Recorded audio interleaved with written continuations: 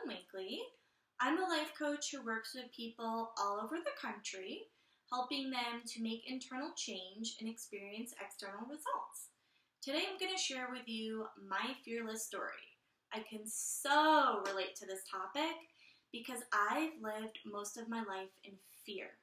And for me, fear is summed up by this: being controlled by your limiting thoughts and your limiting beliefs. It's that simple. So instead of existing in this world based upon who you are deep down, saying what you want to say, acting how you want to act, doing what you want to do, you're controlled by these voices, by these limiting beliefs that tell you what you can or can't do, what you can or can't say, who you are to be, keeping you stuck, keeping you small, keeping you imprisoned in this little bubble of fear. So I lived most of my life like that. It stemmed from my early childhood experiences. I didn't fit into the culture of my family, the culture of my school, the culture of my community, the culture of my social groups, etc. So due to that, I innately thought something was wrong with me. I thought I wasn't good enough. I didn't think there was anything about me that had value. I didn't think that I deserved success. So because I lived my life feeling this internal imprisonment, feeling controlled by fear, what happened to me is I started to attract to me an external imprisonment. I started to have trouble with the law. I know it's funny because I look like the girl next door right now, but I've had a really rough go at things earlier on, and I've worked hard to change that.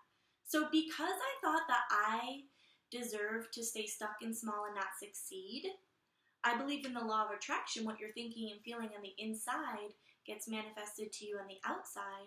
I started to behave in ways which would attract legal attention to me.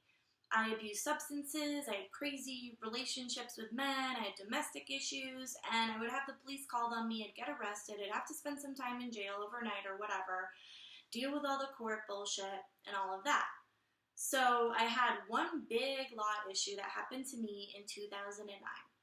I was a nanny for a family that's well known in the music industry, and I got paid by direct deposit.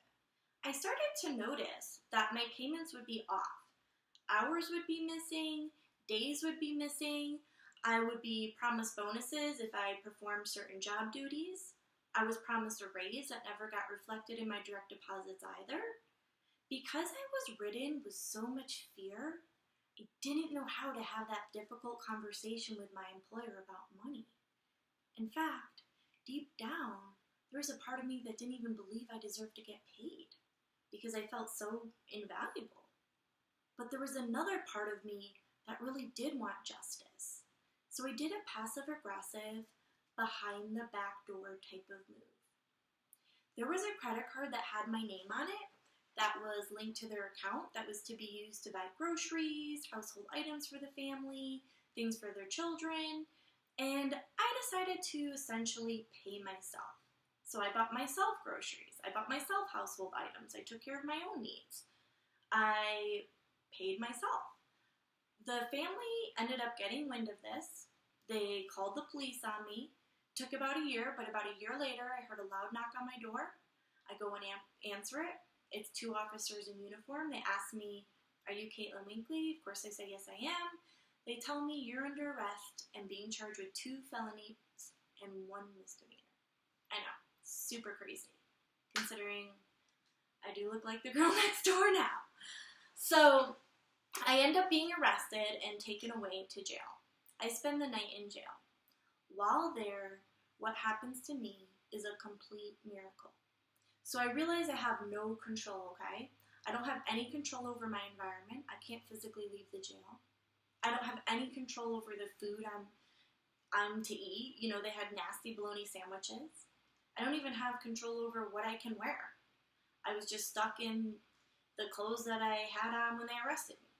So the only thing I realized I had control over was the thoughts in my own mind. So what do? I start to meditate. I close my eyes, I start to breathe in and out, and I start to pay attention to my thoughts. While doing this, a loud, booming, authoritative voice spoke to me and said, "Girl, How long do you plan on keeping yourself in jail? How long do you plan on imprisoning yourself? Whoa, I got it. I realized that because I was being imprisoned on the inside with fear, I'd physically manifested myself being in a jail cell in that very moment. That jail that I was sitting in was a physical representation of what was going on in my mind, what was going on inside of me.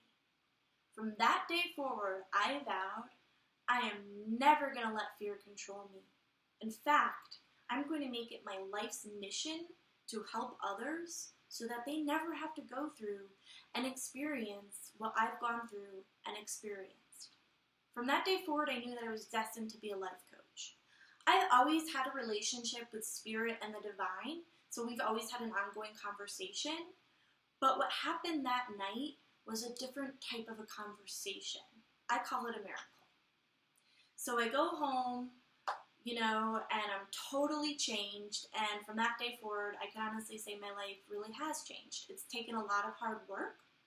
It's taken daily spiritual practices. I work with a coach of my own, and I'm super committed to this path.